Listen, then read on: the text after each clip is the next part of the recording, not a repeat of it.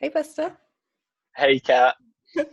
Welcome to episode 6, as Buster pointed out before we got on here. I thought we were on episode 5, but apparently we've already done 5 episodes. This week, Sam's not with us because she was supposed to have her treatment, her second round of Lemtrada, and sadly it was postponed. So because I thought Sam wasn't available, I asked Buster in advance to come on here and talk to me. So we're just going to carry on as we were going to anyway. Hi Buster, welcome. Hey, Kat. Yeah, it's my absolute pleasure to come and join you in your little podcast endeavor, your venture. And yeah, I've been listening so far and all good information. So yeah, I'm happy to be a part of it. Yeah, we're Um, happy to have you, my hun. yeah. There's just so many things that so basically me and Buster had like a 5-hour conversation the other night, and we're just going to try and condense it into like an episode for you guys to listen to, because I don't know, I just feel like our conversation is just, I feel like that conversation could have just been a podcast in itself, just because it is so And we interesting. still somehow barely touched the sides on like everything we wanted to talk about. So yeah, we've got to really condense it. So Yeah, that's why we're giving it a title. yeah, yeah, We're going to try and have like a date and point to keep going back to, yeah, which is exercise. yeah. Well, exercise and nutrition, because obviously I come from a bodybuilding background and I have always been quite big on training and exercise, and it is important. But I also haven't been doing well. Nutrition, yes, but training myself for the last 2.5 years has not been non-existent, because obviously I broke my back and then got diagnosed with MS and just didn't haven't made it back yet. Oh, and then we had a global pandemic, so that kind of threw a spanner in the works a bit.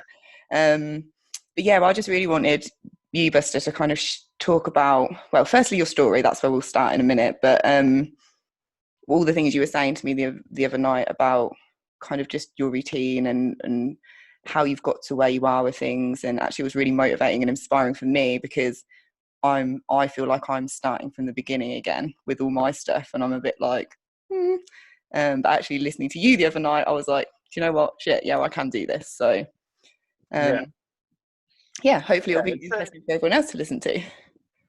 yeah. Hopefully, yeah. I mean, it's become a big interest of mine. Like, I don't claim to know nearly as much as you with your background and your personal training levels and all of that, but yeah, it's become a big interest of mine, and something that I'm always like striving to learn more about. Is exercise. So, and it's quite a passion of mine as well, and it's something good to talk about. So yeah, it's a good focus topic. But yeah, I guess my intro is that I was diagnosed with rapidly evolving, relapsing, and remitting multiple sclerosis in May of 2017. I had in 2017 is the year that it started showing physically in me. So I was, oh God, I should know this. I was 21 going on 22, I think. Yeah. Um, and it started with bouts of dizzy spells. I'd have like hundreds a day. It was crazy. And I'd have every time I moved or something, I think it was related to the lesions in my neck in the end. But every time I would move or like stand up or something, I would get 3 seconds where I was rendered completely unable to like balance, coordinate or something, and then it would fade after like 3 to 5 seconds. But I'd have hundreds of those each day, and obviously that was quite curious, and that started in January of 2017. And then by May, as I was sort of getting towards being diagnosed anyway, and I'd had a scan and was waiting on results at that point, I had a case of optic neuritis as well in my left eye, and it just went vroom, like woke up one morning and it was gone. So yeah, I lost like 90% of the vision in my left eye, and yeah, for then I got the results back from the scan, and it was a pretty sure thing. And then in the same year, in December, of 2017, my right eye did exactly the same. And I lost 90% of my vision in it. And unusually, for an MS relapse, my eyes are a bit different in the way that they haven't recovered at all. So I'm actually, what's the word? Registered sight impaired, severely sight impaired. So there's two levels of it. You can be sight impaired or you can be severely sight impaired. And I'm in the category with the funky glasses and the sticks and the guide dogs. So yeah, I'd say that's probably the way that it most affects me. These glasses that I'm wearing are just a fashion accessory, really. They take my vision from about 7% to about 9%. So yeah, I mean, my vision being a big thing, but then my MS progressed into becoming difficult with regards to like my mobility and stuff like that. And I have an EDSS score of 5.0, which is basically the government like to be able to put numbers to things, and that's their way of scaling how disabled your MS has made you. And it's out of 10. 0 is normal human being. 10 is, quite kindly says next to it, death by MS. So I'm a 5.0, so I'm smack bang in the middle, just for argument's sake. But yeah, that's where I'm at. So yeah, it's been quite an intense few years of learning and changing my lifestyle.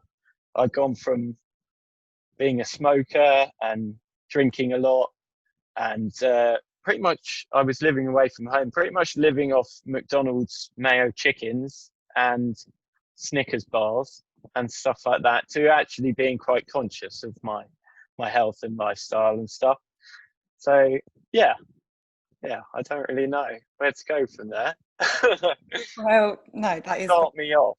that's some good background. But yeah, what I was going to say was, so kind of like, when did you first start to kind of look at your diet and like forms of training, and actually start sort of thinking, oh, well, this is something that I should probably look into a little bit more? I mean, I was always a very active person, and I liked my racket sports.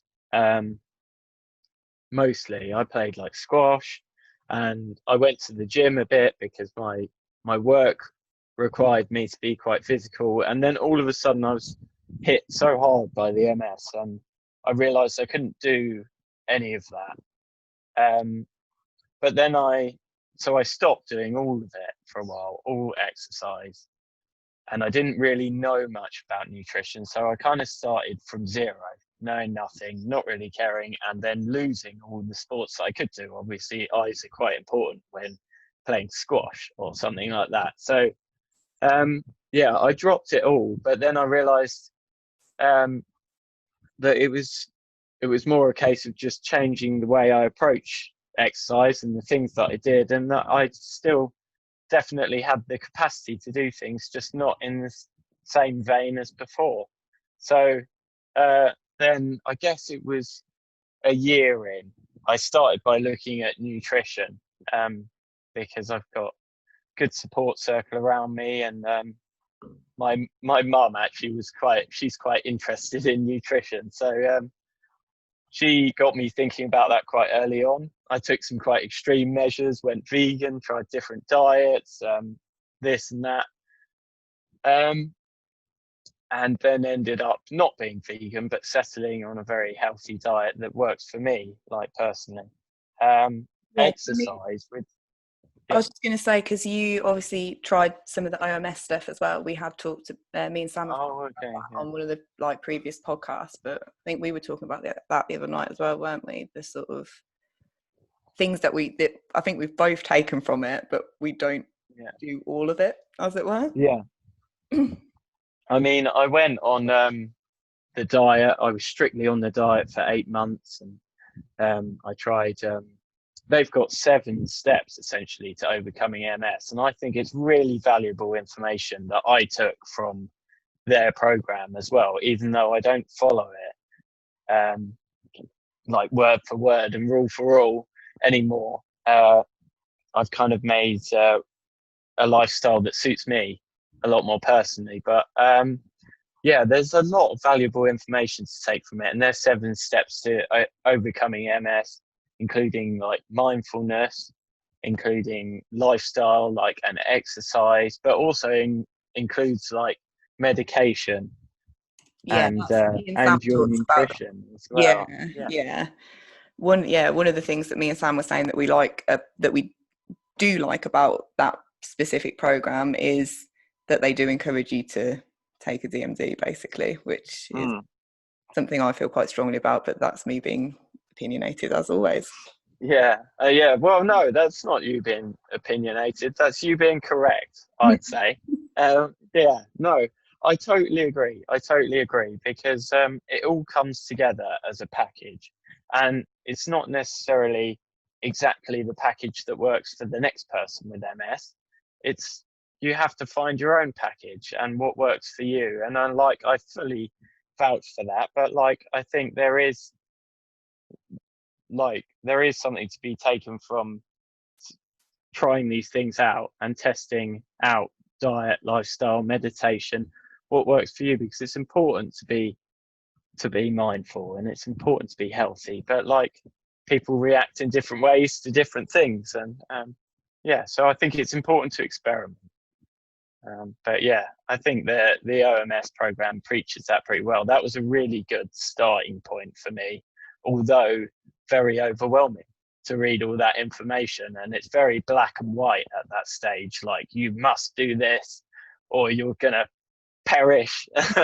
And it's quite like scary. It's quite scary initially and very overwhelming, of course, like being diagnosed anyway and having all these physical things happen to you. But then, like, I guess that's what's taken me years to come to terms with, is and like make personal to me, is yeah, the program. I'm waffling now. I'm waffling. Cut No, me out. waffle. Nah, I'm just No. you know, I find it interesting. This is what people want to hear about you. No. No one knows who I am, but yeah. I mean, my big exercise journey, I guess, and I'm really into it. I would say I exercise every day, but that's not to say it's intense every day.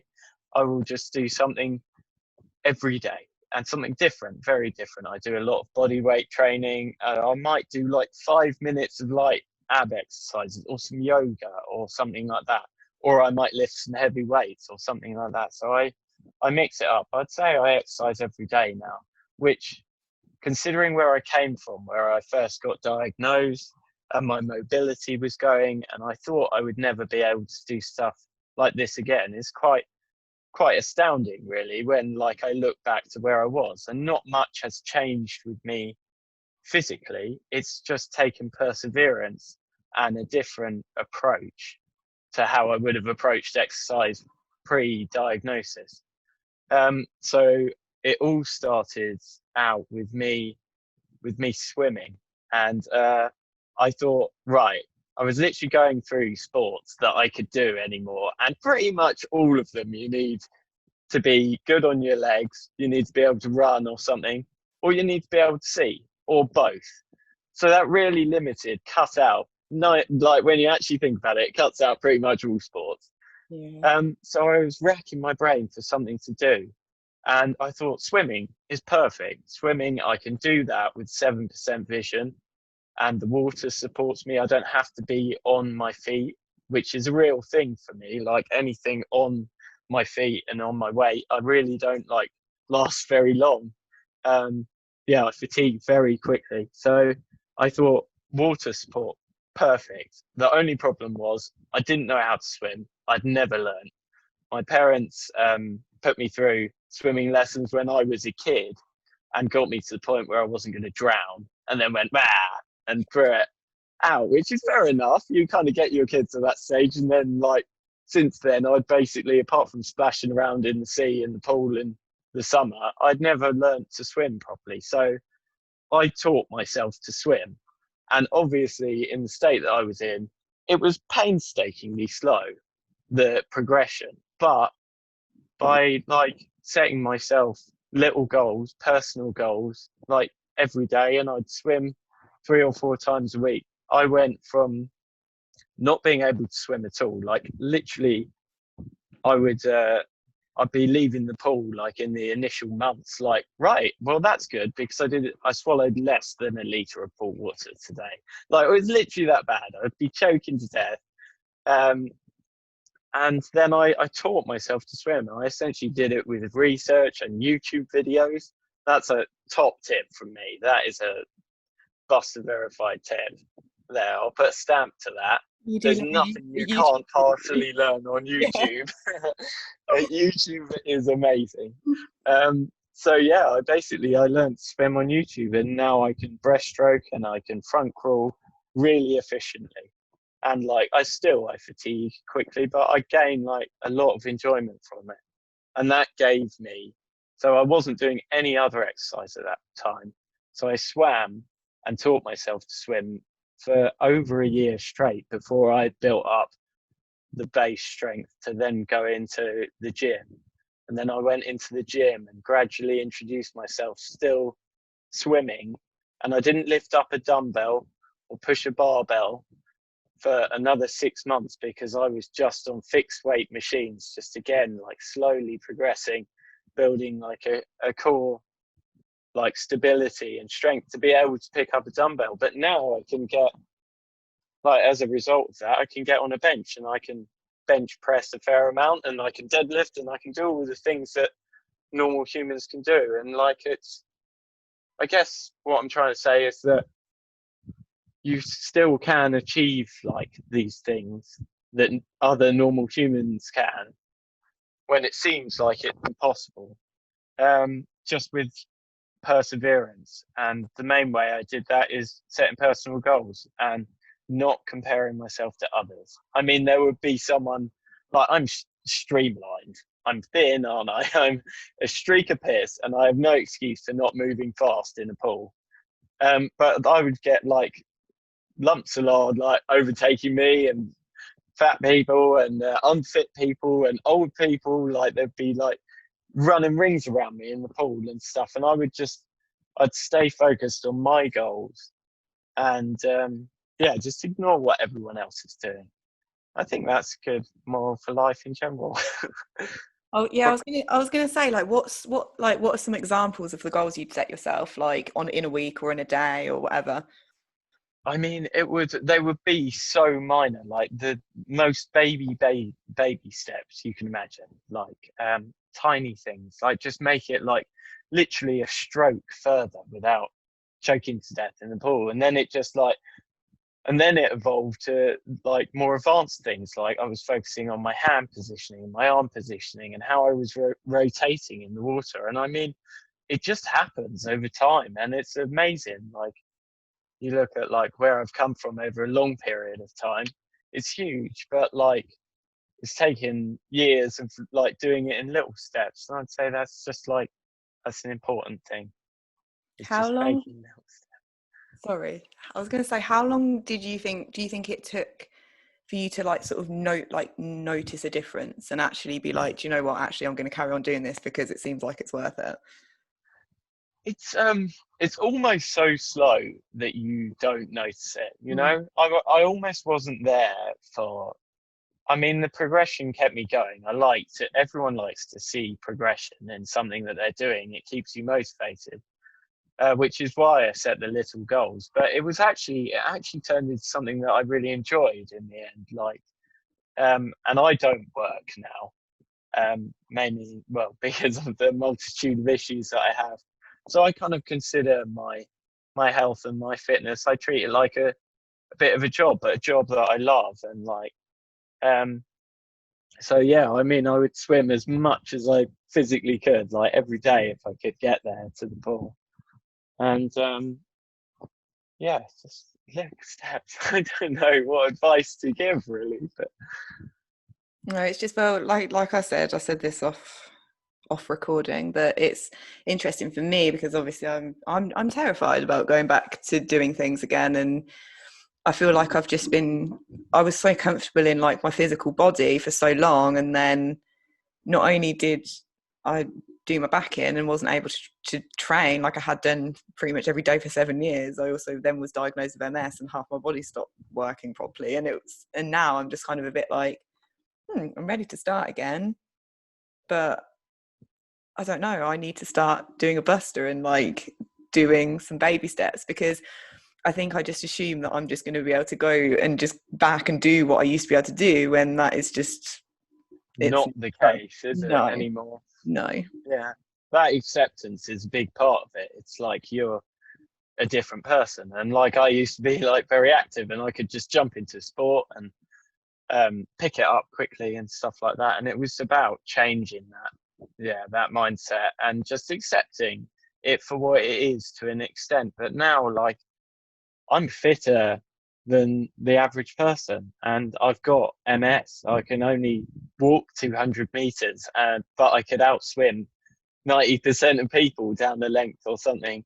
And I can certainly do a lot more pull-ups than like anyone else or something like that. And it's amazing how these things progress from like, and it gives you a lot of like faith in yourself and stuff, which can be like battered by the physical symptoms of MS. And like, yeah, it's absolutely like, it's devastating. Like when it takes away so much from you and you're kind of like, I still got my little things, my exercise, my swimming. I can still do this. I can still show improvement, which is like a major thing, even if it's tiny. It's like life's trying to drag you down and you're still showing improvement and striving forwards, which is a big thing for your mental well-being as well. I think like when going back to the whole package thing, like it's important. And exercise as well is good. As we know, it releases endorphins and you get serotonin from it, and it's good for your mental health. Yeah, I agree. I think I always, I used to always say this before I was diagnosed. Obviously, I worked as a coach, and I think we're sort of almost told that we should be training in a specific way, and what's the best kind of training and what's the best kind of exercise for whatever. But actually, I used to always just say to people, move your body in a way that you enjoy. Like that is literally it. Like if you like running, run. If you like swimming, swim. If you like lifting weights, lift weights. But as long as you're doing something, like that's something, and that is probably a lot more than even the average person is doing. Like for me, it's like all I've been able to do is walk. Like I like you, I was setting little goals with my walking. And I mean, obviously, where are we now? Like last year, I couldn't even go for a walk. Like it was, my back was that bad and my MS was that bad. It was just like I was doing, a couple of thousand steps a day. I'd gone from doing like 20,000 a day. And it's like, that for me was actually a little personal goal. I sort of got my steps back up, and to a normal person, in air quotes, for anyone that's not walking isn't, people are like, well, is that even exercise? But actually, I'm quite physically, my cardiovascular fitness is actually really good just from walking loads, but it's like what you said, you just have to adapt and figure out what you can do with your body, and not feel shamed for not being able to keep up with normal people. And that's something I'm really struggled personally with, was letting go of that identity that I had of being someone who was amazing at training, because I'm definitely not amazing at training anymore. But it doesn't mean that I'm going to stop doing it. It just means that I'm going to have to find a different way of doing it. And I think it will take me a long time. I don't think I'm going to be able, after lockdown, I'm not going to be able to jump straight back into doing whatever. It's going to take 2 years but that for me is a personal goal. And listening to you talk the other night was really kind of like, do you know what, I can fucking do this. Like it's just putting the work in. Yeah, and I think it's a very good point that you make about like doing things that you enjoy, no matter what it is. And I think that's like a really good way of instilling kind of like consistency and like a motivation to do the exercise. You need to enjoy it. If you're forcing yourself to do it all the time, then it's not sustainable, and it's not like going to sustain so well. But like by nature. Like swimming was never anything I went for before. Like I enjoyed a million sports before I enjoyed swimming. Mm. But then it became like something that I enjoyed through kind of perseverance. So there's kind of an element of like trying things that you don't necessarily enjoy, like trial and error with new things, and then like to find what you enjoy, and then you can persevere with it. And like I didn't always feel like swimming, but like I would go still because I knew I enjoyed it and it was worth it for the good days. And one of the things about exercise that I've found is I may not always feel like going and doing it, but I never regret doing it after I've done it. Mm-hmm. You know, like I've never got out of the pool and gone, oh, I really wish I hadn't have forced myself to go for that swim. So yeah, I think there's a difference between forcing yourself to do something when you're feeling really ill and like you definitely shouldn't be forcing yourself to do something. yeah, In that case, I would definitely say don't do that. But yeah, also like you say, it is having to have that little bit of like push and go in you to actually. mm, But that's something I find really difficult, is finding the balance, because for me it was just I was always just like going like 100% into something. So to actually have to almost like pull back a little bit is new to me. yeah. But that's what you were saying about listening to your body as well before we started recording. You were saying about that. Yeah, I mean, it is. Yeah, it's a big part of it as well, isn't it? Listening to your body, and like you say, yeah, you've got to, you've got to. I can't think of the right word, but like some motivation to do these things and push yourself. But yeah, also listening to your body is really important because um, I don't want to admit that we're like slaves to our beings now and our bodies and whatever, but like you do have to listen to it more than the average person would, and you have to like you rest, say, if you need to or something. If you need that extra sleep, I found it's always good to take it, like even if it's going to, you think, oh, I shouldn't be sleeping for 10 hours on a Saturday or whatever. If your body is asking for it, then I would give my body kind of what it wants, and you get more in tune with your body because it does kind of run your existence a little bit more than a normal person who can get 4 hours sleep and have a strong coffee in the morning and still function fine. And that's definitely not the case with me. It was me Yeah, I'm not yesterday. sure about you, but Oh, I had like 3 hours sleep and had to actually have my first bit of caffeine I'd had in like three and a half years, because I gave it up. I gave it up when I thought it was anxiety that I had 3.5 years ago. Well, that's what the doctors had told me. So I cut out caffeine. But actually yesterday I was like, do you know what? I'm just going to have a coffee and see what happens. And then, yeah, it was actually quite helpful. So, yeah, absolutely wired. yeah. But it's like, sleep isn't like sleep is important. Like I think this was something we were saying the other night. It's like you said it, you were like, it's actually really boring, but it's like it's just having like the sort of tick list of like almost really mundane, boring things. And again, it's weird because it crosses over into bodybuilding, because this is something I used to say again to my just my regular clients, is like it's the boring stuff that kind of is sort of crucial. It doesn't, like, it's just sleep, good food, um water intake, which I've not been doing. But yeah, I can't remember where I was going with this point now. Tangent life. Yeah, I mean, it's just so tempting. There's so many tangents. I could speak for like hours solid about each of my symptoms. It's so complex, isn't it? All of Yeah. it. And it's really difficult to summarize, but I'm sure like anyone with MS or knows someone with MS would understand like how changeable and complex it is. But like, I think that's part of the reason why the package deal of your entire lifestyle is kind of important. And it's not the same for everyone at all. It's completely different for everyone. That's what I've discovered along my road.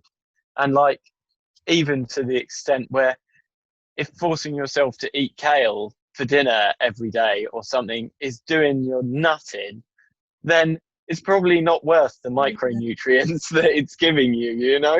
So Yeah. you've got to find a balance. And like for me, like I was vegan and I wasn't getting like my calorie intake and I had no energy and I was wasting away and I'd have to prepare all of my meals every day, invest a lot of time into that, and I simply didn't have the energy. And it got to the point where eating that healthily was actually detrimental to me. Mm. So I've had to, since then, find a balance where I can eat well and I eat whole foods and I try and get my veg in and my variety and stuff like that, but I'm not super strict. And I do slip up every now and then because it's important to not overstress, and it's important to have fun as well. Like if you want to have a takeaway with your mates on the weekend, like they did a study, and my mum told me this. They did a study on drinking and MS as well, and they found that moderate drinkers had less relapses than people that didn't drink at all. Yeah. And heavy drinkers did really badly, but moderate drinkers did the best. And that was, they reckoned it was down to their social life and the importance. And that really is an example of like how much weight you should put on that kind of stuff and finding that balance. Like it wasn't the 2 drinks a week that was hurting you so much as it was the not having the social contact or the bit of fun on the weekend or whatever. So yeah, that's not to say go out and go nuts or something. Like you can't be sensible, haven't you? But it's a good example, I think. Yeah, I think that goes back to like the finding like the movement you like. It's like it's feeling happy in doing something is above everything else in because it does actually have such a physical effect on our bodies. Like I'm just thinking like even like I was thinking as well about even just dancing like on a, like that is a form of movement, and it's something that I like even when I'm sitting down, like even if you know if your mobility is not that great, just putting some music on and dancing. But it's like that's gonna like I don't know, rather like you said, rather than having something really strict that you have to stick to, and it's really like, you know, because again, this is from a bodybuilding background, that was me, all or nothing, and it was really kind of like, I mean, it was okay, but like it's just something that doesn't work now, Mm. especially, and actually, like you say, being able to take your health seriously on one side, but then also part of that is actually just being happy and having fun. And I was talking about all the chocolate I bought earlier that I ate for breakfast you, yesterday. So you um sent me a picture of it all laid out like a massive snack collage, and it looked awesome. I've changed a lot in like with my diet. I would actually say I'd say you're more health conscious than I am. Like, and for someone who is like studying to be a nutritionist and that has been doing it for 7 years, like I've had to sort of go the other way in that I've had to chill out with like being obsessed with things, and it's been so difficult to like let go of all those things that I had conditioned into me. But at the same time, they are still important, but it's just kind of Yeah. again it's balance. 90%. We'll Yeah. say 90% is a good figure. Conform to your good lifestyle 90% of the time, or were the targets that you set yourself, and then you can have 10% off where you're having fun and you're having a beer in the park or something, or you're eating that little cheap meal or whatever or something. I think yeah, it's important to be conscious more than ever with BMS. That's what it's taught me. um God, it's like I look back to the way I was pre-diagnosis and I'm like, how was I even like functioning? Like I was there was a point where I was on apprentice minimum wage, which is nothing. It would like amounted to like 8.5 grand a year, and I was living away from home and I had rent to pay. So you can imagine how much money I had left for food. I pretty much ate beans and pasta for dinner every night for like a year or something. Like I think about all my like micronutrients now and stuff like that, and getting in all of my food groups every day. But like equally, I was kind of functioning on just like solid carbs and a bit of protein every now and then, for quite a while. So yeah, I mean it's important, but it's not everything. But it's It that takes, slight bit more important now, isn't it? yeah, well, it takes time to get there, doesn't it? Like it's like Yeah. we were saying as well. Once you learn it, you can't unlearn it, which is like a little bit annoying, Mm. but like whatever. You were like, dirty bulk buster. I'm like, Cat, help me put on weight. Help me put on weight. And you're like, just do it. Just eat the burger and stuff. I'm like, I just can't. I No, know too much. yeah, yeah, it is true. But like I always think, I always feel bad. I always think I'm like, because I've just sort of actually the last 3 weeks have actually weirdly been good for me. I think in that I've been almost forced to like just chill the fuck out and actually just not track all my food and not do all the things that I was doing. And but my brain fog is so bad today. Yeah, we're both I'm struggling today, aren't we? We've both woken up and we're like, right, we'll do this podcast at 1 p.m., 5 p.m. or something. It keeps getting pushed back. I can't even remember Yeah. where I was going with that point now. What was I even saying? Oh, sorry, that's Oh, just probably my fault.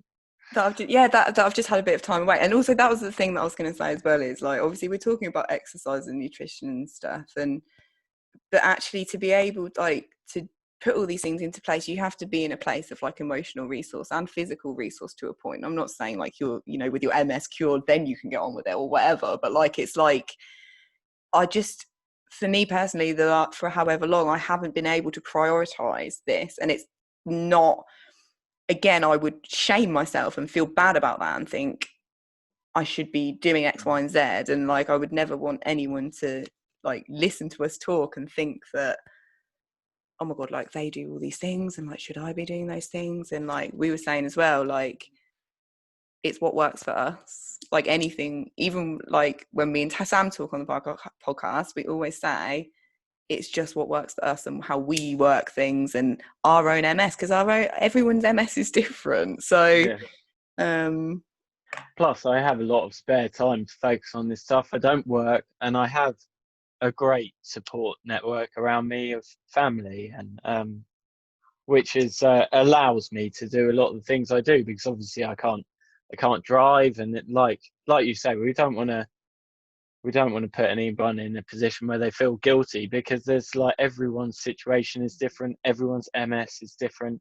So you just got to kind of do like what works for you, and there's no like black and white like particular way to do it. It's just experimenting yeah, with especially exercise and nutrition. I think like it becomes apparent what works for you quite quickly, really. It takes time to try lots of different things, but you will know quite quickly whether that thing's sustainable, working for you or not. it's So literally like what I was going to say is sustainable as well. It's all well and good having this massive list of things and being like, right, I'm going to, you know, cut this out and do this and do training and whatever. And it's like, but if you actually can't do that long term, again, there's no point. You don't need to completely change your whole life. But obviously, you know, I've made changes in the past to my lifestyle and you've obviously made changes to yours. But yeah, it's again, brain fog, stop. It's like I just lose my sentences, just it's gone. me, I'm contagious. It's my seeping into your brain. All the cake I've been eating. That's the problem. Why is your skin so much better than mine? You just sit there and eat snacks and It's have the, lovely skin. Mine's awful. it's the skincare routine, and I've told you this. This has been my You need hobby. to get me on it. Yeah, I will. This has been my hobby like through lockdown because I think I don't know. I always assume that everyone knows sort of like where I've come from because obviously I used to use my other account like with my social media and I was always quite open about things. But it's like, oh, what was I saying? I've just lost it again. Help me, Go Buster. on, no, you do it. You're doing What it. was You're I doing it. saying? What did I say at the start to make this point? Well, you. I I don't can't know. even remember. I'm lost. Oh But yeah, you were no, that talking was it. about That your was it. account. I've got it. It was the skincare Okay. thing. So it was like, Oh, yeah. so I've like you know my life before I did my back in 2.5 years ago, and then was diagnosed with MS. It was just training. It was my life. It was my life. It was my social life. It was everything. It was my job. It was everything to me. And it was like, I lost all of that. And then sort of start of lockdown, I think I'd been to the gym twice, like pre-lockdown, and I was like, yes, like we're finally getting back into the environment that I've missed so much. And then it was taken away from me again, and it was like, yeah, you need to stay in your house for like 6 more months. And I was like, are you actually kidding me? Like, please. Oh, and you're super vulnerable, so Oh you yeah, need to yeah. extra stay in your house. Yeah, can't see Yeah, anyone, can't have any fun. So it was like, yeah, I just decided to just sort of get a little bit of a hobby, and then just taught all myself, watched a lot of YouTube videos, did a buster, and just taught myself how to do skincare. And I'm not even that good at it, but it's just a bit of fun. But yeah. like we said, I'll forgive you for fogging out on that as well. That is quite a tangent. it's Skincare as well. it's actually How been did we better. end up on that? I haven't been drinking my water though, so it's not like 100% skincare at the moment. It's like it could be better. Oh, is that important? Yeah, hydrate. Every day's a school day. Every How day's a school day. how much water do you drink a day?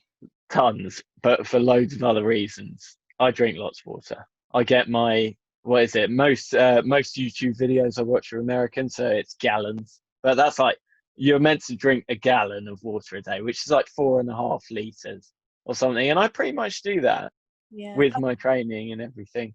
Um, which doesn't help with needing a wee all the time, which comes with MS. But like, I'm at home most of the time, so yeah, it's not usually too much of a problem. But yeah, I think it's important to stay hydrated, isn't it? Oh, But you can also overhydrate, can't you? And that messes with your electrolyte levels. there is that. And I did actually go for when I was stage lean and I had no body fat. I was drink. The doctor actually said to me, "Please stop drinking so much water because like you need to." Oh, really? Yeah, my body was just not having a good time with it. But then again, the doctor had completely missed the MS diagnosis and all of this.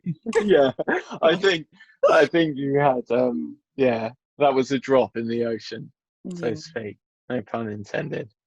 But the amount of water you were drinking compared to the MS at that. Yeah. But God. hydration Can is. we take a pause, please? Is that right? We may. Yeah. I'm doing it now. Thank Okay, so speaking of needing the toilet, we've just had a little break. It was almost inevitable then because I was drinking water. We were talking about I know water, it. and it was almost inevitable that I was going to eat. So yeah, I think done that. MS things hashtag. appropriate regarding the super hydration situation. Yeah. Should we talk? I might just say about my treatment Yeah, quickly. do you know, The treatments that I've been on in the 3 years.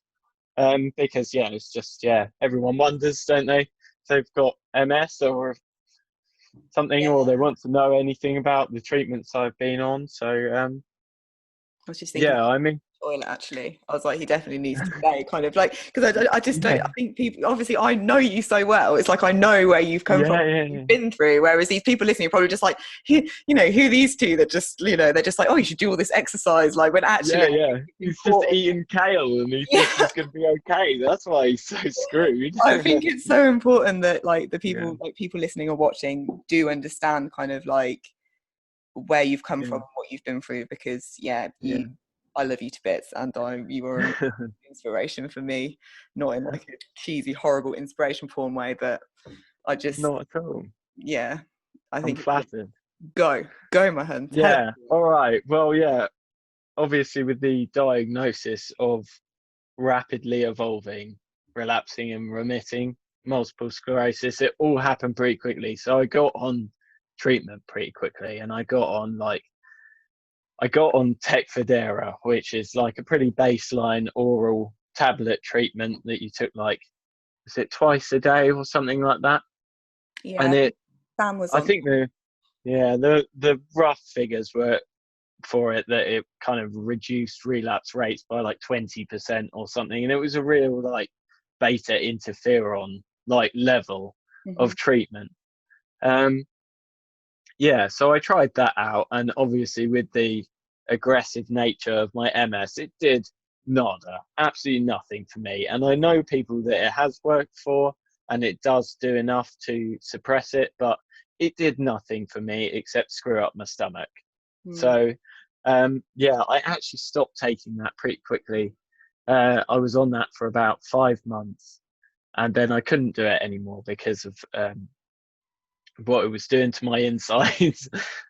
So yeah, then I had to move on to another treatment, and I think it was kind of the general consensus. I'd had a few more relapses. I mean, my relapse rate was pretty outstanding.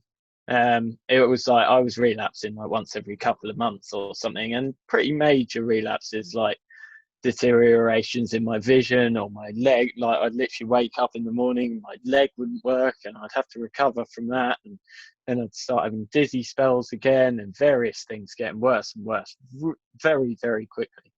So then we kind of bumped up the treatment, and I went on Ocrevus, which is the brand name for ocrelizumab, which is a treatment that it's another. They're all immunosuppressants, aren't they? But it focuses on suppressing the B cells rather than the T cells. I think it's T1s and T2s that are mostly focused on by other treatments.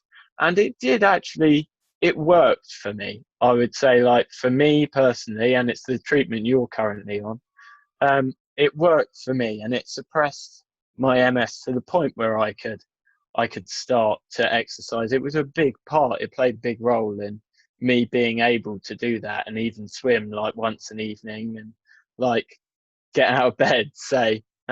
Like it was at that level before pre-treatment. So yeah, it did a lot for me. And I was very grateful for it. But like it left me at a baseline where I was left kind of wanting to feel better even. So then I started pushing for HSCT, a stem cell transplant on the NHS,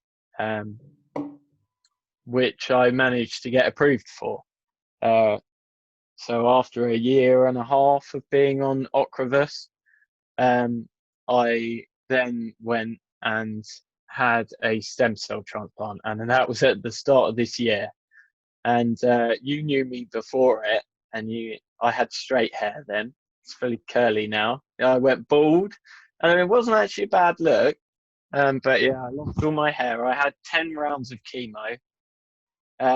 So it's pretty intense. They properly wipe your entire immune system out and let it rebuild from the ground up with, so that they break you down completely. They get rid of all your immune system. I mean, my white cell counts of all kinds were like 0.00, like nothing left.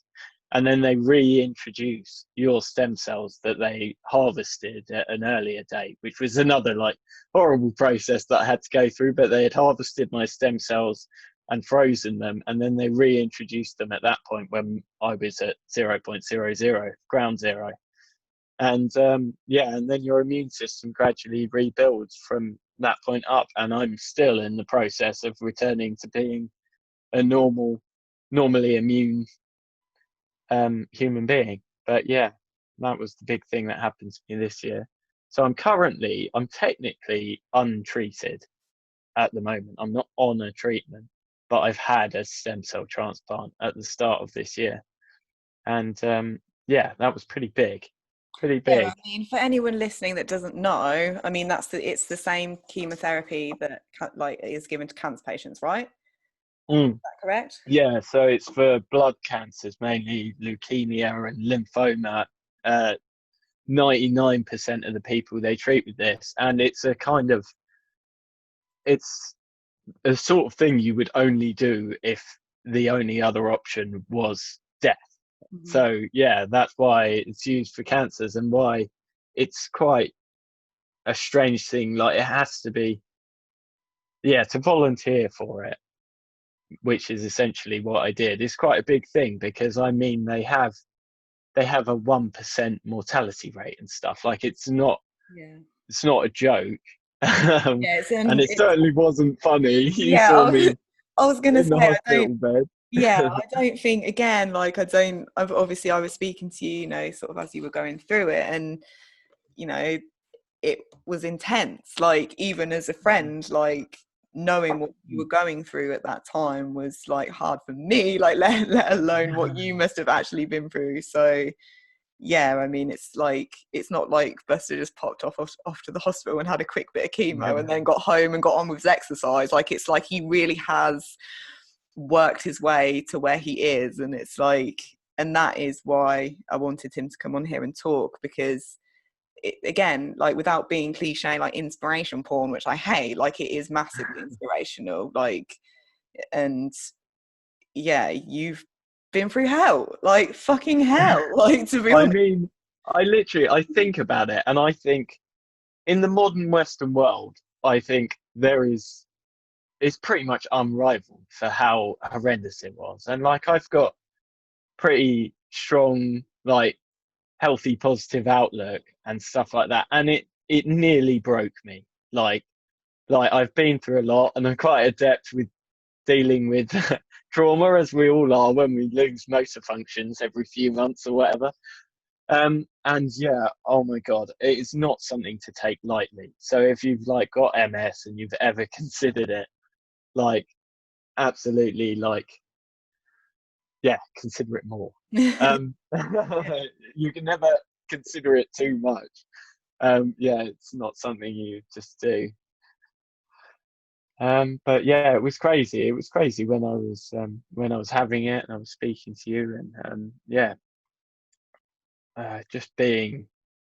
You do feel like you're on the way out at that point. Like, you feel like it could go either way when you're in the hospital bed. And I lay in isolation for just over 3 weeks before, like, they even deem you well enough to leave the hospital.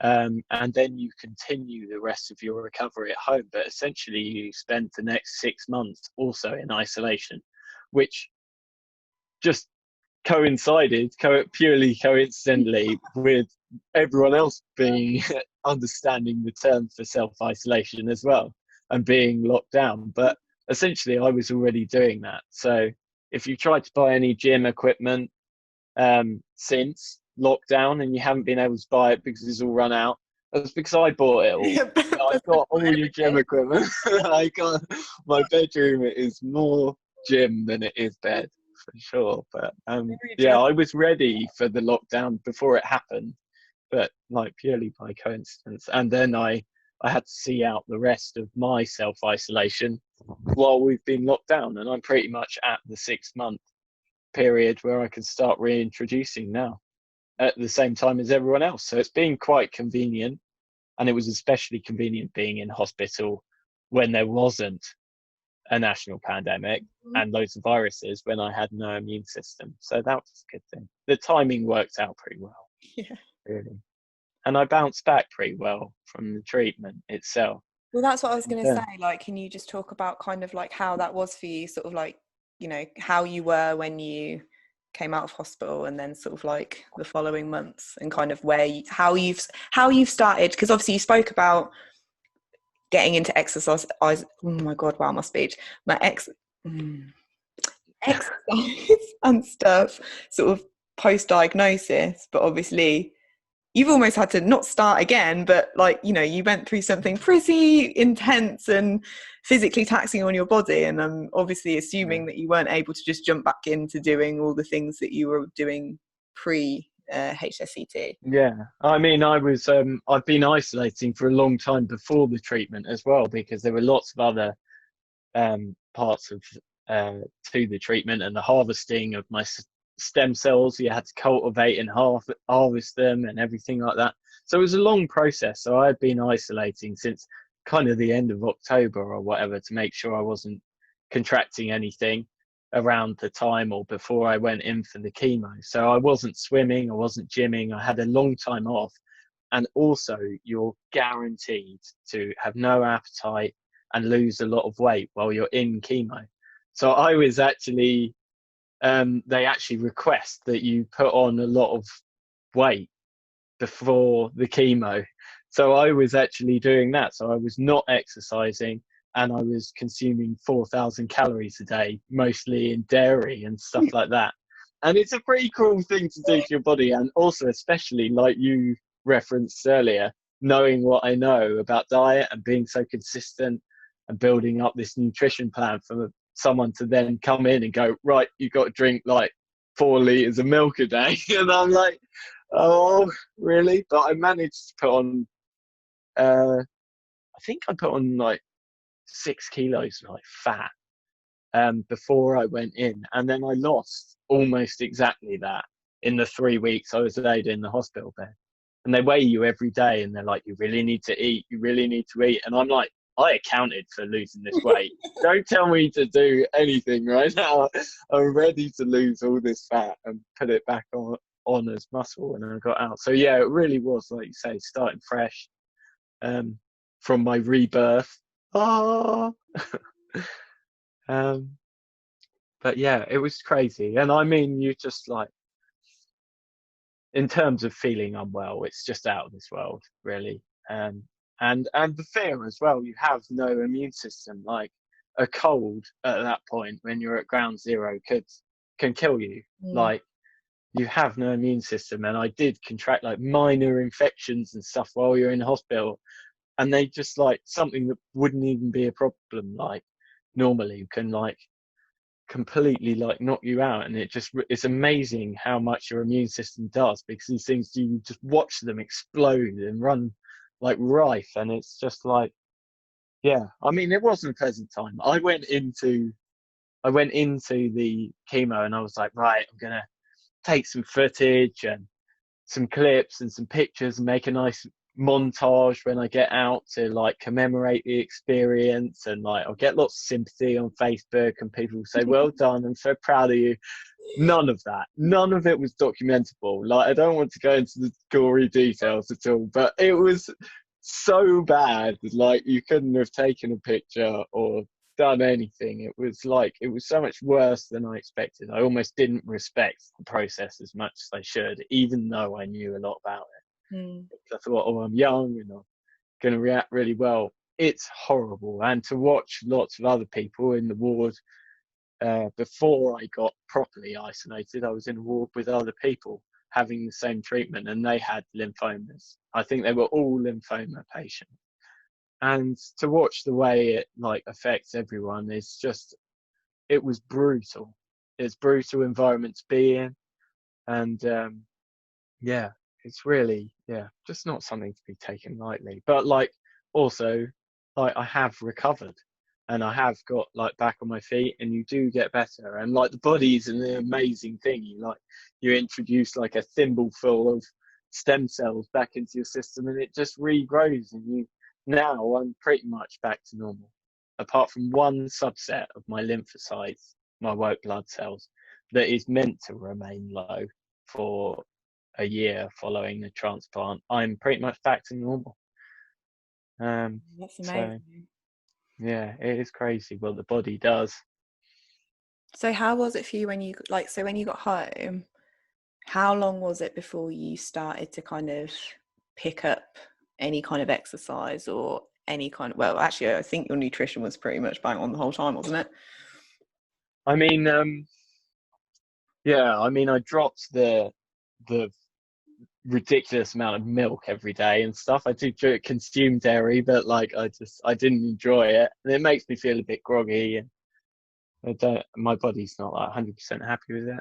But the exercise, I mean, I almost don't want to say, because it almost wasn't the right thing to do, but I was exercising immediately. I had ordered all my gym equipment and set up my gym while I was in hospital. And I was so looking forward to getting back to exercise at this point and getting myself better and getting back on my feet. And I guess I had this kind of idealistic idea that would be like my miracle recovery, like back to normal. So I had all my plans set out, and pretty much from the day I got back, I was doing some kind of exercise, but it was very difficult at first. But like the way I've progressed since then, I put on some weight pretty quickly, good weight, not just visceral dairy fat in my gut this time. It's not a sight to behold. And um, not saying I am now, but um, but yeah, I got on exercise almost immediately. But light cardio. I was doing a lot of core kind of training with my mum over video chat and stuff like that. She was very good. But then I started to ignore my mum a bit. Sorry, mum. And then I started to lift weights properly again.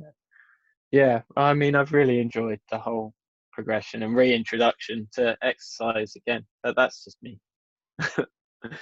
Yeah, it goes back to the enjoying thing. But I mean, like resistance training, I've always known is, well, it's good for you anyway. But Mm. I'm very conscious of, I want to maintain as much muscle mass as I possibly can with this illness, because I think I'm so lucky that I had such a solid base, because I obviously was on my back for 2.5 years and my legs have shrunk like considerably, but because they were so massive from training, they're just kind of like a normal person's leg now. So I'm like, this is all good.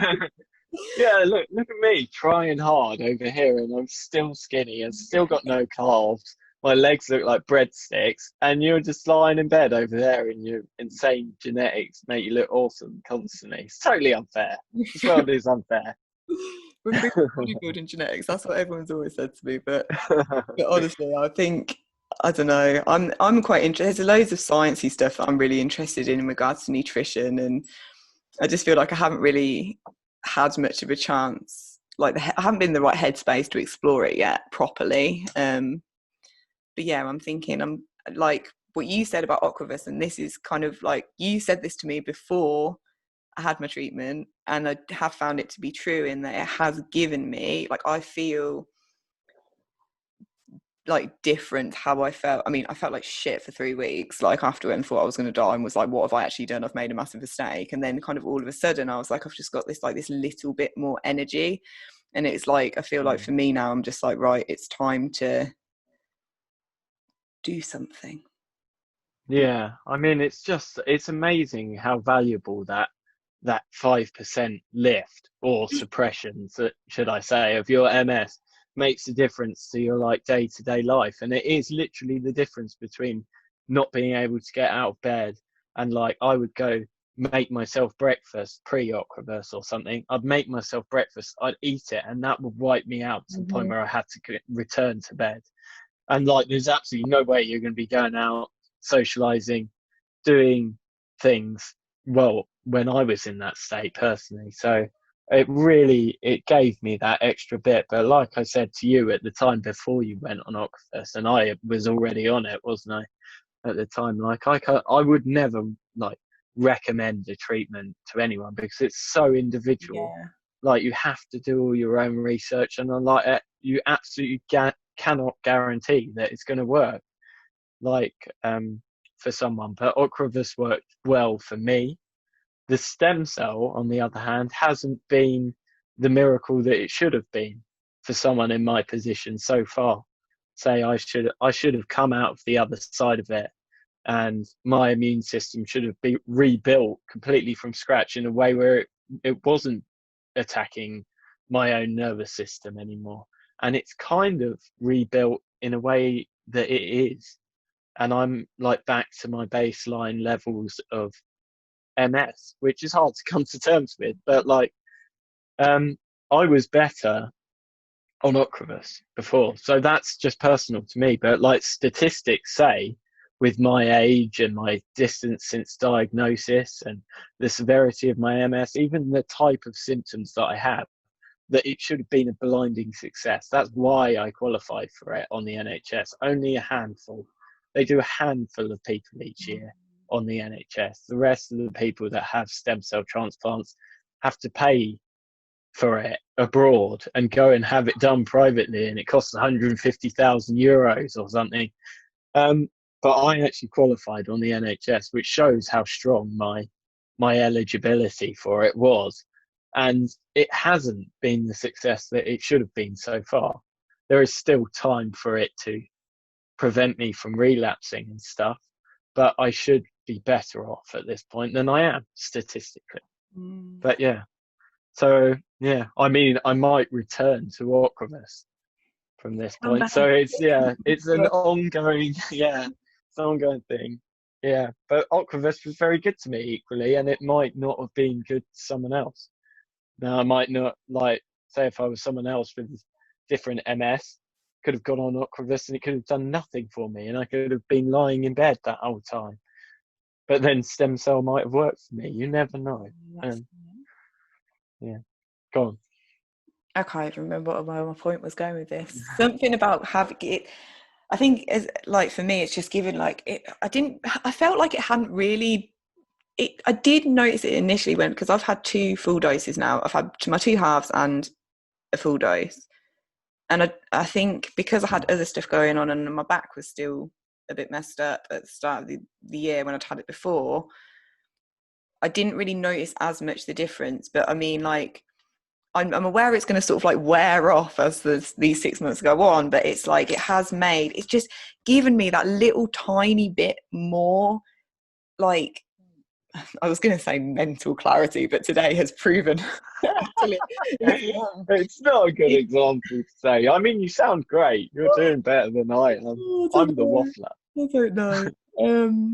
But yeah, I mean, it's so it's just the tiniest little bit more energy just opens up so much more, like, and that is why I'm hoping that now is kind of the time where I am able to get back into some kind of training, get back on track with my own nutrition and do all the things that I know help me personally, because I've been taking the piss a little bit recently. I wouldn't say that. Like you're conscious of diet subconsciously almost because it's been Yeah. such a big part of your life for so long and things like that, and staying healthy and like you're walking.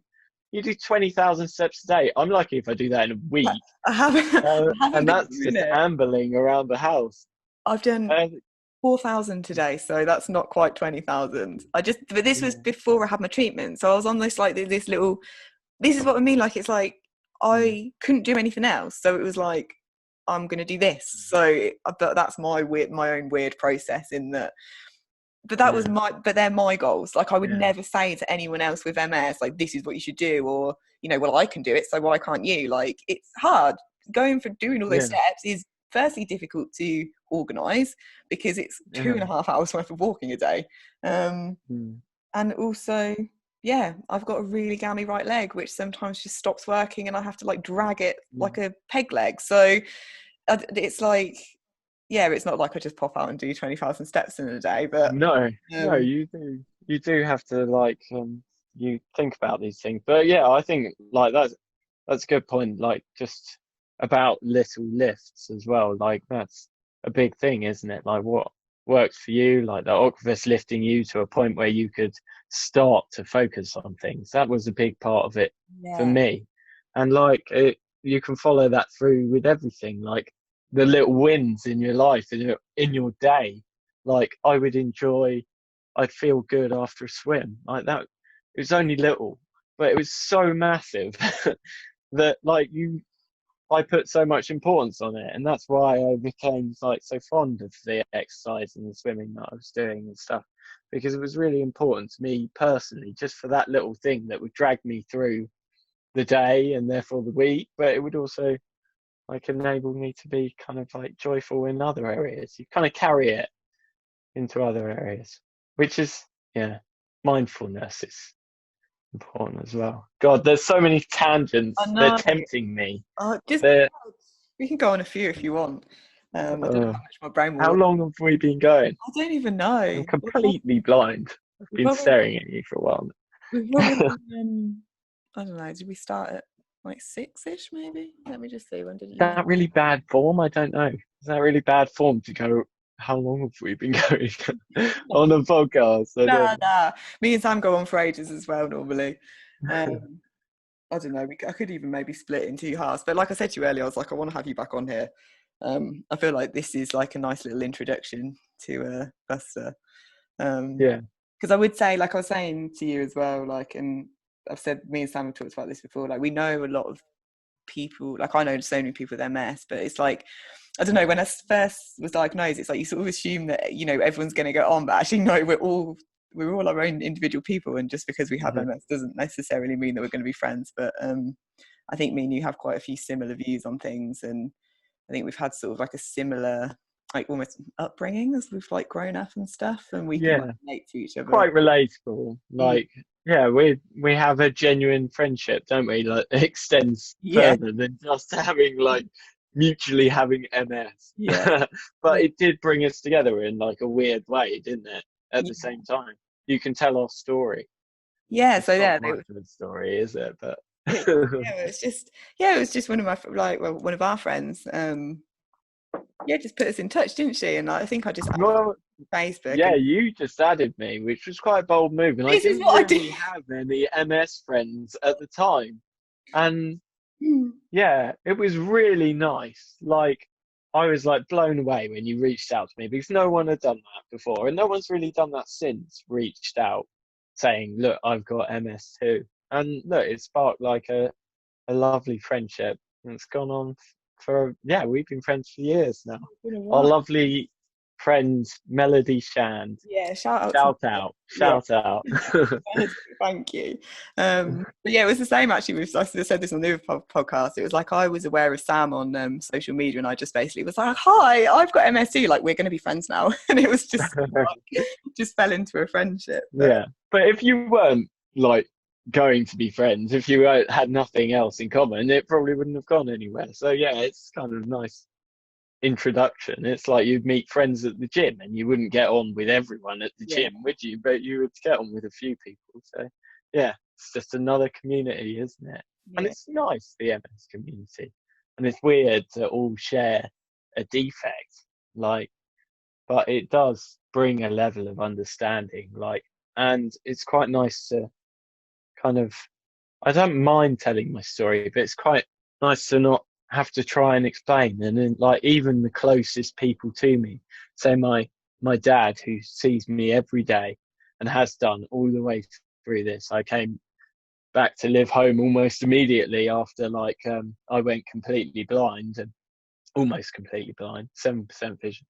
And he sees me every day, but he will never like fully know.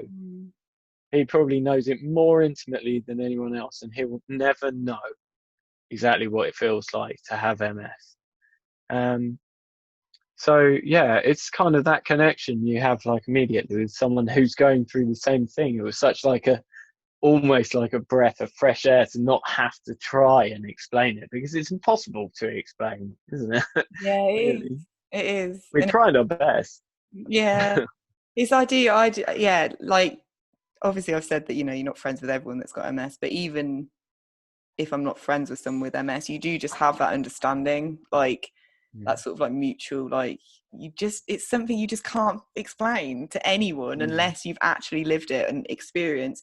Like I swear, like if a normal person like lost control of a limb, like I feel like it's like you can't explain what that feels like, or like mentally and physically, like to actually have to deal with that. And so, you know, like obviously when I Mm. started speaking to you and started speaking to Sam, it's like you both are two of people that I do feel really close to, because I feel like you just get it. You just get it. And I Yeah. do feel like It mine. does humble you as a person as well. So like it stretches as far as like kind of molding your personality slightly, which is part of the reason we probably all get on, is because we have all been humbled by this experience and this horrible fucking disease. Sorry for swearing, but I've just been swearing yeah, like when describing MS, it just comes out. It comes out. But yeah, it just like it's crazy. It's crazy how awful it is, and like how much you have to deal with, and like said previously, like becoming adept at like dealing with great loss. Like I was losing a motor function every 2 months. Like I'd literally wake up and go, oh, I'm blind today, like done, that's it, my left eye's gone. On my right leg, like we have the same gammy leg, don't we? yeah, Woke up one morning dead weight, like, and it took me months to recover from that. And then the typical recovery from an MS episode is it goes like to like you can lose almost all functionality, can't you? And then over the next 3 months, it will return to kind of 80% ish of the functionality, where it will then remain for pretty much the rest of your life. So that I'm scarred by that episode. Every episode that you have, even if you recover from it, like mostly, it will always linger in the background. So every time something like that happens, it's like, I don't know, it's a massive irreversible trauma, isn't it? Yeah. And the kind of person you have to become a certain kind of person to be able to deal with that.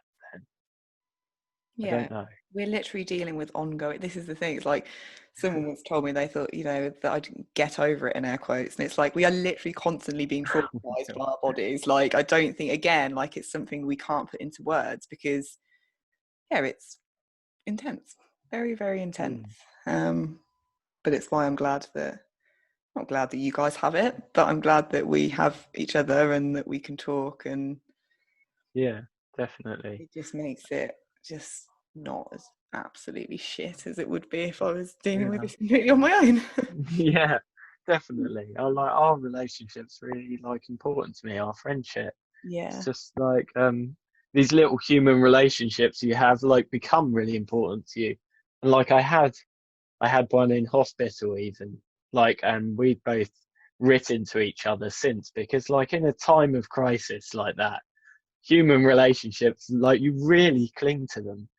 And yeah, you do realize how human you are at those points. And like I had a friendship with just a guy in a bay next to me, and like I we was won't I forget was each thinking other. about this story actually when you were talking Yeah. earlier, and I was like, what Uh, to say about it? Like, yeah, it's so sweet. uh, it is probably the sweetest story ever, isn't it? I can't tell the whole thing, can I? Like No, just no, we'll leave that for another time. okay, yeah. Because It's sweet, but it's so unrelated. It's such a tangent. But yeah, I was just like, these relationships become really important to you. And yeah, you become more human and you become a like better version of yourself. Like if I could somehow wake up being cured tomorrow, say you woke up tomorrow and you were cured, you would the outlook you'd have on life and the way you would approach things would be so drastically different. Like I think about the things that I used to worry about, the mm, trivial bullshit that used to keep me awake at night, and you get a lot of perspective when something like this happens and stuff, and it changes you as a person. You can't avoid it. It's going to, and like you kind of got to embrace that change, because it deserves and it needs a new attitude. It requires it.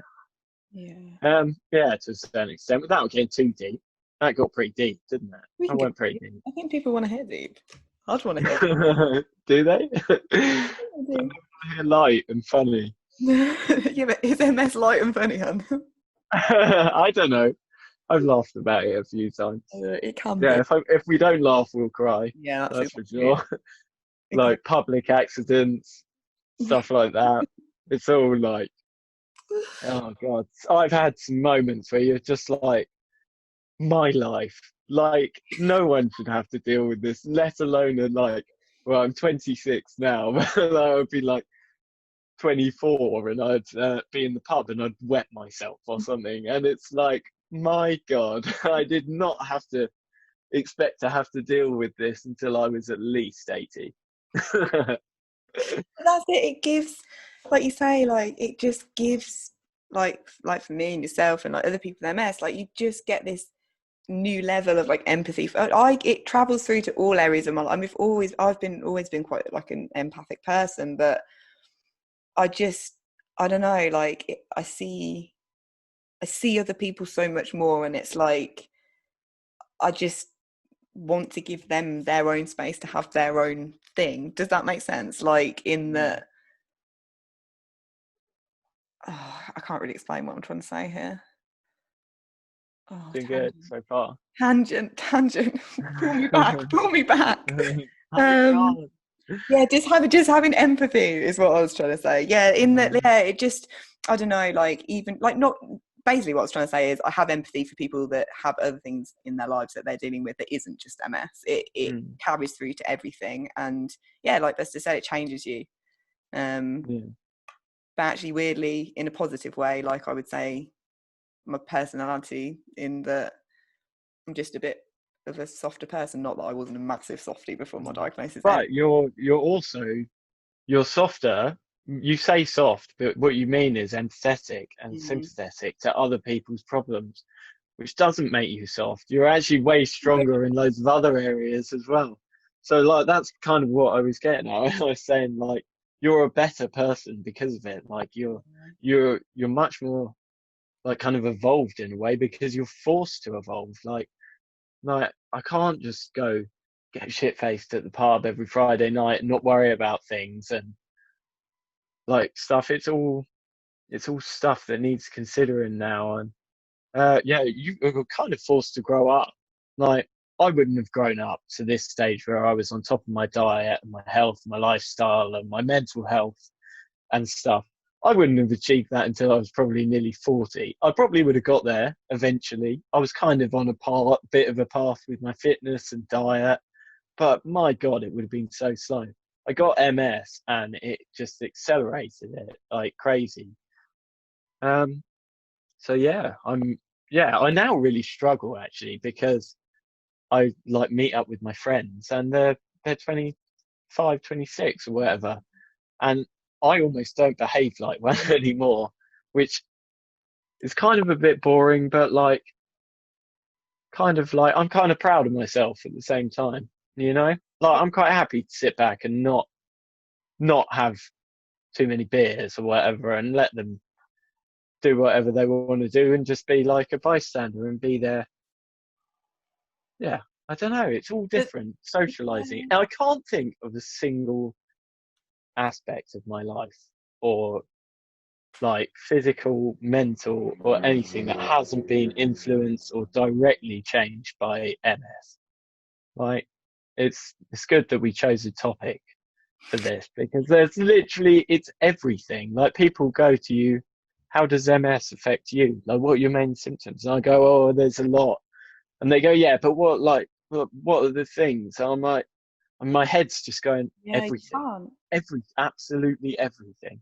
And I mean, my eyes are easy. People can understand that. Like, so, and it is quite pronounced, isn't it? Like, effect of my MS. It's quite notable. But, yeah, everything. Also, everything. We did Dot, dot, dot, everything. we did a podcast. Me and Sam did the podcast of symptoms, and I think it was like 2.5 hours or something. And it was like that isn't even everything. Like we could have carried on for hours and hours and hours. So it's like if anyone ever asks, just direct them to that, and they can go and listen to. Mhm. Because I don't like like you say, I don't think people realize like there's the obvious things, but then it's like there's about 20 million like other little Yeah. things. You also probably like my second worst symptom, I'd say, on the scale is like fog and fatigue, which I find to be completely interlinked. But like you say those things to people, you say fatigue to people, the way they understand the word, like literally the definition to everyone else is different to our definition of fatigue, and not to like undermine whenever anyone else feels like fatigue or tiredness, but it's not, it will never be crippling to the same extent where you can't think, like you can't get a sentence out and you can't move, and it's just like it's all consuming. And just like the word fatigue, you say it to people and it's just so nothing, isn't it? It's like you're tired. To everyone else it's like have a coffee, get on with it, but it is the one of the most crippling things. It's second to my eyes being 7%. I would agree. It's just, I mean, I always wondered why my concentration, my cognitive function just wasn't quite there. But since I've had the more recent relapses, it's just like you said, sometimes I literally can't even send a text message, or like I don't have the energy, but it's mental energy as well. It's not even just physical. It's not just being a bit tired. Like for example, yesterday I was that like fatigued. I'll just long things out for ages, which because I'm just so tired or fatigued all the time. So it's like I'll be like, right, I'm leaving now.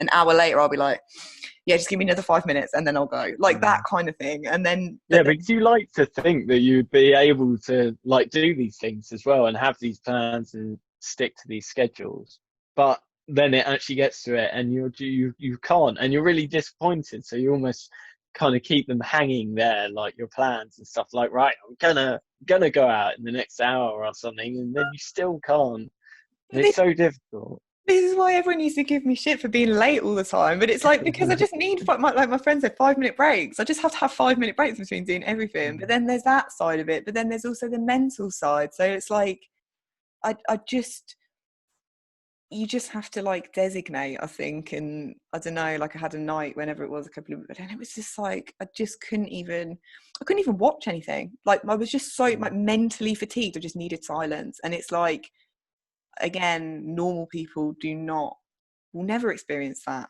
And we were saying the other day, like how we feel like we've not really ever had a normal person's energy levels, and it's so weird to think like what it would be like to just be a normal person in that sense, like to Yeah. just, yeah, it's crazy. And I think I've had like maybe like I think one or 2 days sort of since my diagnosis where I've actually had like proper person energy. And I've been like, what the fuck is this? Like, this is mad. Like, I think I made a joke about this before, but I think it's like we were given MS because we've just, we take over the world if not holding us back. Yeah. But yeah, I was going to round this up. I was going to had like a full circle point to make here, but I can't remember what it was now. I tried my best not to throw you off. I was like Nah, it's fine. fixed like a statue the whole time. I think uh, I can't remember what it was now. We were talking about empathy, weren't we? I don't know, but I was going to say just about how it just, again, how what we'd said about everything just being individual and just working. Yeah, no, I think that's the thing. It's like having the empathy to look at people.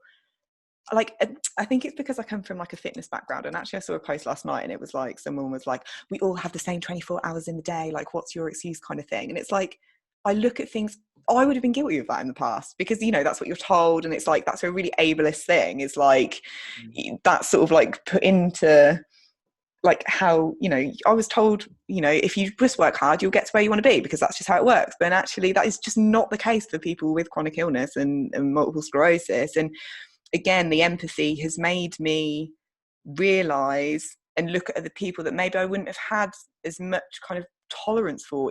Like people excuses, they're not excuses. Like it's just, that's their life. And actually everyone's so different, and I have so much respect for everyone who has their own like methods to deal with MS because they're all different. My things are different to your things, and like my things are different to Sam's but it things. doesn't mean they're not problems. Like I guess we have more appreciation for people's like individual problems. And like I didn't know, I was probably guilty of like not knowing what MS was before.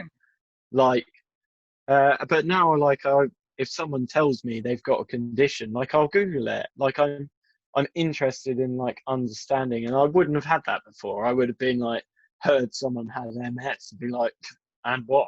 Like I don't even know about it, but yeah, whatever. He's a bit tired, but he's just some made up one of these invisible illnesses or whatever. I was probably totally guilty of all of that before.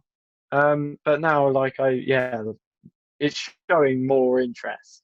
I'm being more empathetic, or is it sympathetic at that stage when Sympathy is more sort of like empathy is more really understanding, like as in like actually feeling what it would feel like to. Yeah. And I'd say that's what I don't, sympathy would be more like, oh, kind of like poor you sort of thing, whereas empathetic and empathizing or being an empath is more kind of like actually being able to put yourself in someone's shoes. And I think that's why, you know, I have people with friends with chronic illness that isn't MS, but it's like I can empathize in that. Well, I know medical trauma very well. I know the mindset elements of things and having to coach yourself through, again, medical trauma. Like it's like it's very difficult, but it's yeah yeah I guess that's like I was possibly sympathetic before, and now I'm much more empathetic, and I do try to understand like what other people are going through, and I try to respect it a bit more. yeah, everyone's got their own shit going on. Yeah. Um, And all our MS is so different, and we all have our own yeah, like our own capabilities of what we can do and what limits we can reach. And but again, like that was this sort of brings it full circle on the exercise and nutrition front, is that like we are all different, but actually, you know, there's no set standard for what someone with MS needs to be able to do in regards to, you know, exercise or nutrition. It's just what I would recommend, and I think you would probably recommend too, but correct me if I'm wrong, is that just people like experiment and just sort of try things and trial and error, and also just don't give a fuck about what anyone else is doing or saying. yeah. Like, I hate it when I just see people on groups being like, you need to do this, you need to give up dairy, you need to go vegan. Like, it's like you should never say that to someone, like, ever. Like, I Ev- am very opinionated, and I will tell people my opinion, and I will say this is what I do and why I do it. But I wouldn't like shame someone for not doing it, like, because it's their life and their choice, and they've probably got their own things that they do to manage their illness. So who the fuck am I to tell them like that they should not eat dairy? Like, dairy's nice, I just don't eat it because I'm allergic to it. Like, that's just, you know what I mean? yeah, yeah, that's a prime example, isn't it, of the way it affects you, but doesn't anyone else. And Yeah. yeah, I mean, diet is like I've found out it's such an individual thing. I think like even like down to like your genetics, I imagine like a lot and stuff, and the way people respond to different things. And yeah, you just got to find out for yourself. And you're exactly right. Experiment. Be open-minded. And like I like fast cars and swearing and drinking lots and stuff like that. And I was a mechanic before, wasn't I, by trade and stuff. So I'm not really the kind of typical person that would be meditating of an evening or something. But I totally tried it and like remained open, like minded about it. And I do use meditative skills in my day-to-day life. So I don't meditate every day as such, but like I did for quite a while, probably 6 months. I meditated every day, and I've taken a lot from that. Like I don't like experimenting, trying that out is really important, and it's all like again part of that package, isn't it? That package of understanding yourself and what works for you. And I learned some good things along, like coping mechanisms, just in your day-to-day life and stuff that's really helped me. So like absolutely like fully valuable, even though I don't do it every day. Like I absolutely do not regret like trying anything I've tried, diets, because it's led me to kind of closer to finding my solution. Uh, yeah, my plan that I want to stick to. And it's kind of fun as well, like being able Yeah. to, like, I don't know, like try Is things out. that what we define as fun now? God damn it. Nerdy fun is the best one. But like, it's Yeah. weird because like you said that, like, it's like when I first ever started training, like, I don't know, 7 or 8 years ago now, it was like I went to every single class at my gym because I didn't know, I'd never done it before. I hadn't done any exercise ever. And, you know, I gave them all a go, and some of them I liked, some bits I took. Like, do you know what I mean? I sort of, Mm. even back then, I was building my own. And again, I would recommend that to sort of just normal clients, in that it's building something that is so individual to you. Um, Yeah. and just have fun with it along the way, and just, Yeah, yeah. yeah. You've seen my program. I've written my own program that's fully personal to me, and it took years of educating myself on exercise essentially to get to the point where I could like write my own program and stuff, something that's so personal to me, but like it wouldn't be of any value to the next person, you know? It's so for me that like no one else could have written it, even with a wealth of experience. Like you know how to write a program and stuff, and you've helped me with aspects of it and stuff. But like I've written something that is entirely individual to me, and like I can take rests and pauses where I need to, and I know my recovery rate, and I've written it in a way where it doesn't matter if I go straight back onto doing heavy workouts the next day or I need to take 2 days off. Like I've written it in like, yeah, it's taken a lot of thinking, and you know the like the thinking you do about a program and stuff like that. But like, I think it's just so important. I just carry that through everything I do in my life. That approach. Yeah. Yeah. Can I take a break, please? Yeah. Is that all right? Great one. But yeah, I'm starting to not be able to think. And we are back. Re-break number 2 complete for both of us. Yeah, you were just saying We've about you. returned. What was that? We've returned. We Yeah, are back. again. Yeah, I was just going to say to you about your plan, and it was, you sent it to me, and I was just like, this is very, very well written. Like, I I could mean, that was like, I was just about to say, that is like the biggest smile I've had on my face this year, because I put so much effort into writing my like training spec, and then I bored you with it for like, I sent you a picture and then I explained why I put everything where I did for like 20 minutes to yeah, you or something, didn't I? And that's you it. were like, you know what, Balls me. Buster, Yeah, yeah. it's actually really good. I was like, do you think so? And I was like, started to well up.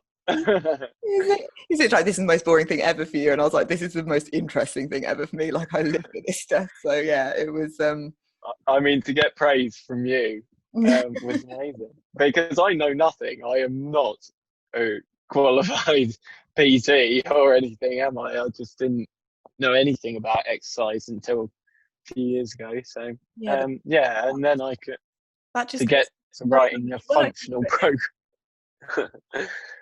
Yeah, you've busted Yeah, your ass to yeah, got cat approval, stamped approval. damn straight, damn straight. Yeah, amazing. Where do we go with the conversation? Well, this is well, I think we're pretty much done actually. I feel Are like we? I think We we've been, done? I Yeah. think we've been on for like, I don't know, probably like 2.5 hours. So I think we should probably like Oh, really? wrap it up. Yeah, I've definitely been rambling on. I've probably made the same point about 16 times. No, But yeah, I think we've been a bit all over the place with this episode, but I think to be honest, it's just a bit of like an intro to Buster, really. And like I say, I would like to have you back on, please, if you wouldn't mind. yeah, I would love to come back on. It's been Yeah. a pleasure. Yeah, like I say, I think we have quite a few similar views, and I think there's some quite interesting kind of more serious MSy conversations we could have. I mean, not that this wasn't serious, but Yeah, it was like there's just so much. Like, we've yeah. just scratched the surface, really. But yeah, I'm sure people find it very interesting. You think Yeah. I'm bored by it, so but I do have to live it. That's literally what I was about to say. Is that you live it every day, which is why I'm going with you. But Yeah. it's been great. No, Thank you so much for coming on. yeah, well, thank you so much for inviting me and having me. Yeah, it's genuinely like I'd like to think that, like you said to me before when you were proposing this to me, like if you can just help like one or two people, or they take something from it, then that's really important. And yeah, I'd really like to say that, like, if anyone wanted to reach out to me and wanted to know more information about treatment or something like that. That I've had or experiences that I've had, then absolutely do that. Like through you, probably, isn't it? Probably. Yeah, that's what I was going to say. Is that what I will do is I will put in the description. Obviously, you can contact me through my own personal Instagram and the WhatMS Instagram and the WhatMS Facebook. Buster doesn't have Instagram, so I will put maybe your email address. I can put your email address, and also we just have Facebook, so I can point anyone in the direction of his Facebook if you have any questions or just comments or. Yeah, and I'm not averse to strangers adding me on Facebook and then asking to be my friend all of a sudden, as our relationship proves. So, yeah. Yeah. So anyone Yeah, if anyone has any questions or just any comments, and I've like personally been having a lot of feedback from people, which has been really useful. So if anyone wants to give any more feedback on kind of the things we've been talking about, and or things that maybe anyone wants us to talk about, that would be great too. But yes, we will leave it there for now. yeah. But yeah, thank you so much, Buster. Thank you. And All right. and I'm sure we'll hear from you again soon. Thank you. All right. Bye. Bye, guys.